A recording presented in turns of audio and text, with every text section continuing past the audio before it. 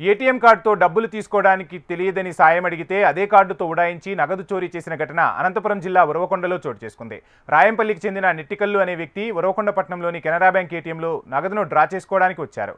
డబ్బులు తీసుకునే విధానం తెలియక అక్కడున్న యువకుడి సాయం అడిగారు. ఆ ఏటీఎం కార్డు సాయంతో 2 సార్లు కలిపి 20,000 నగదును డ్రా చేసి ఇచ్చాడు. ఆ తర్వాత ఇంకా ఎంత మొత్తం ఉందో చూడమని చెప్పారు. ఈ క్రమంలో అతను ఏటీఎం కార్డు పిన్నును గుర్తించిన దుండగుడు తన ఏటీఎంను యంత్రంలో ఉంచి మీరే చూసుకోండి అంటూ బాధితుడి ఏటీఎం కార్డు తీసుకుని అక్కడి నుంచి ఉడాయించాడు. ఎంతసేపటికి తన ఏటీఎం కార్డు పనిచేయకపోవడంతో విషయాన్ని బంధువులకు చెప్పాడు. పరిశీలించిన బంధువులు ఏటీఎం కార్డును మార్చినట్లు గుర్తించారు. అక్కడే ఉన్న బ్యాంక్ అధికారులకు సమాచారాన్ని తెలపగా సీసీ కెమెరాలను పరిశీలించారు. దుండగుడి వివరాలు నమోదయ్యాయి.